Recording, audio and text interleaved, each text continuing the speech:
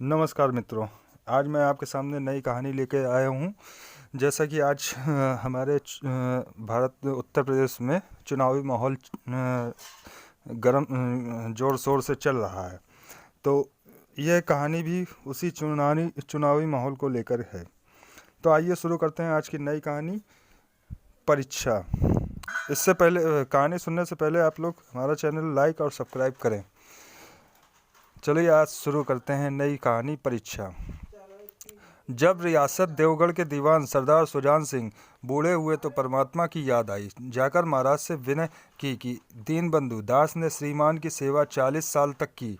अब तक मेरी अवस्था भी ढल गई, राजकाज संभालने की शक्ति नहीं रही। कहीं भूल चूक हो जाए तो बुढ़ापे में दाग लगे, सारी जिंदगी की नेक नामी मिट्टी में मिल जाए। राजा साहब अपने अनुभवशील नीति कुशल दीवान का बड़ा आदर करते थे। बहुत समझाया, लेकिन जब दीवान साहब ने न माना तो हार कर उसकी प्रार्थना स्वीकार कर ली, पर शर्त यह लगा दी कि रियासत के लिए नया दीवान आप ही को खोजना पड़ेगा।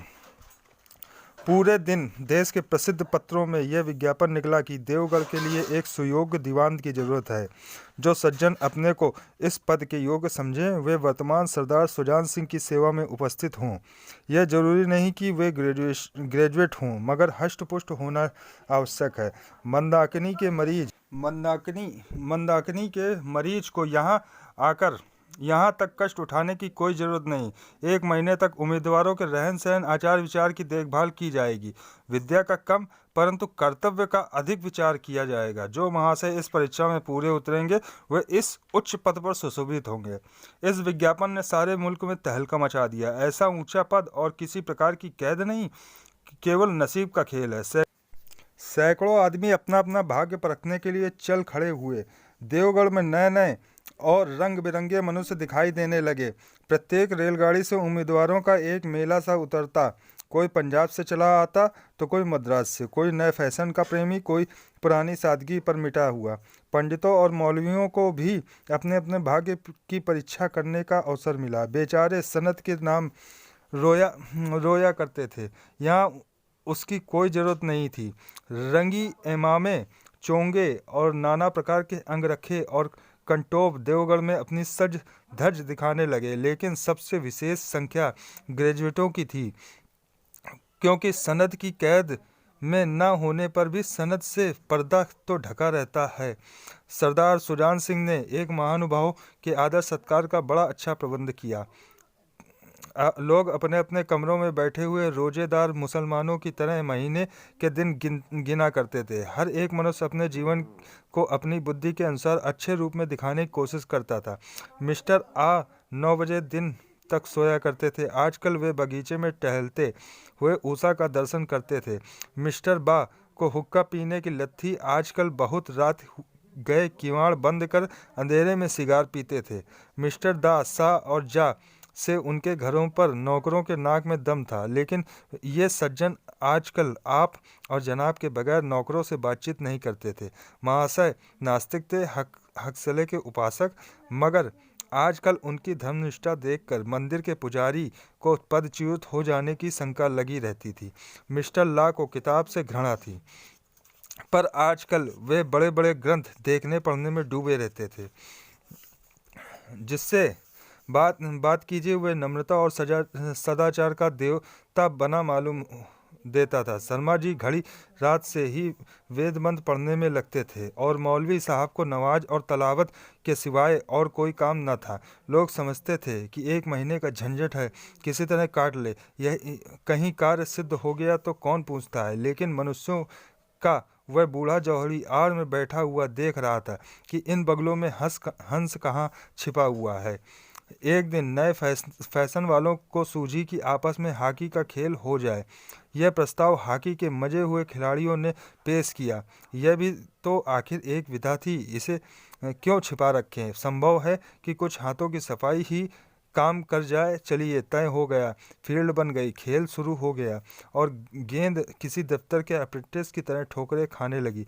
रियासत देवगढ़ में यह खेल बिल्कुल निराली बात थी। पढ़े लिखे भले मानुस लोग शतरंज और ताश जैसे गंभीर खेल खेलते थे। दौड़ कूद के खेल बच्चों के खेल समझे जाते थे।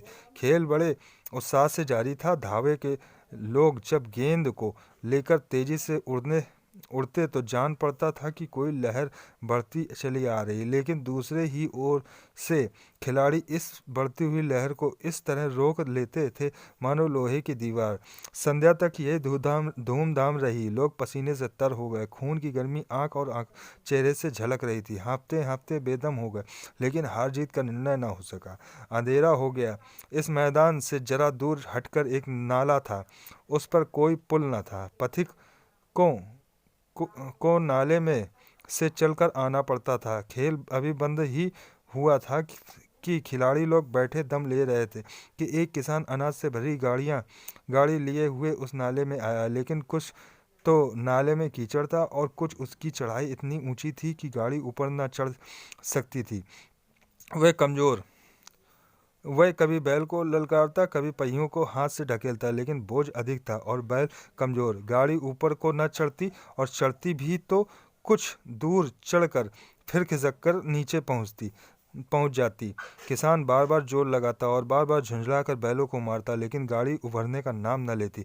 बेचारा इधर उधर निराश होकर ताकता, मगर वहाँ कोई सहायक नजर न आता। गाड़ी को अकेले छोड़कर कहीं जा भी नहीं सकता था। बड़ी आपत्ति में फंसा हुआ था। इसी बीच में खिलाड़ी हाथों में डंडे लिए घूमते घामते उधर से निकले। किसान ने उनकी तरफ सहमी हुई आंखों से देखा, परंतु किसी से मदद मांगने का साहस न हुआ। खिलाड़ियों ने भी उसकी ओर देखा, मगर बंद आंखों से, जिनमें सहानुभूति न थी।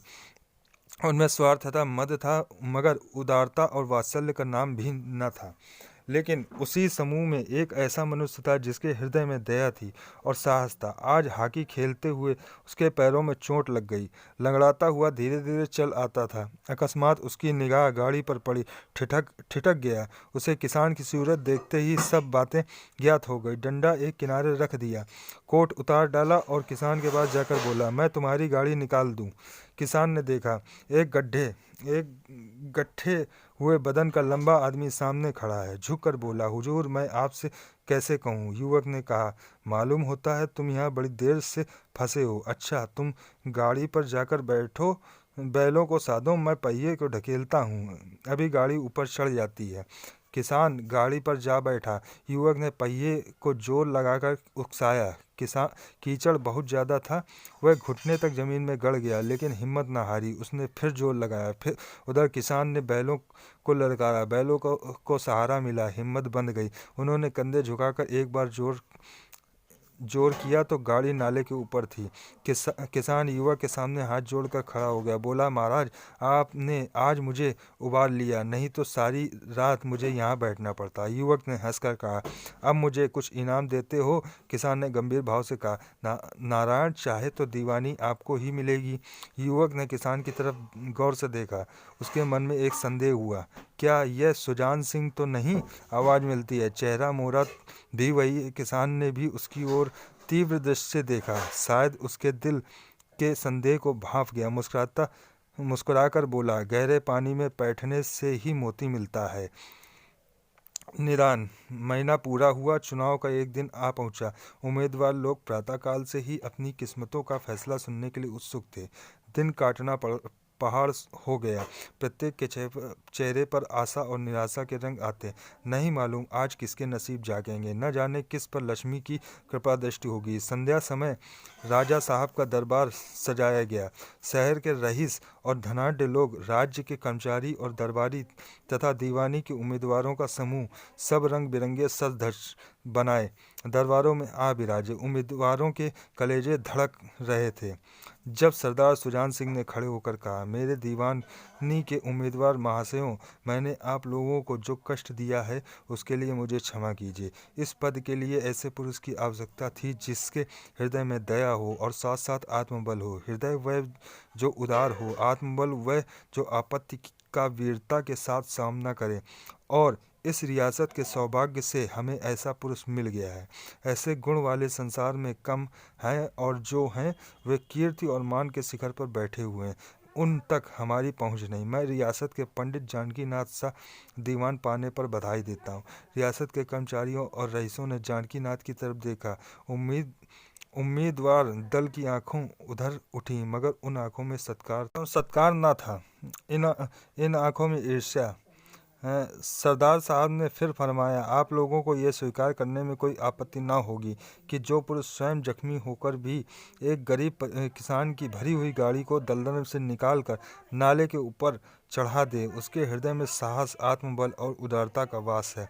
ऐसा आदमी गरीबों को कभी न सतावेगा। उसका संकल्प दृढ़ है, जो उसके चित्त को स्थिर रखेगा। वह चाहे धोखा खा जाए, परंतु दया और धर्म से कभी न हटेगा। जय हो। आशा करता हूँ आप सभी लोगों को ये कहानी पसंद आई होगी। जय हिंद।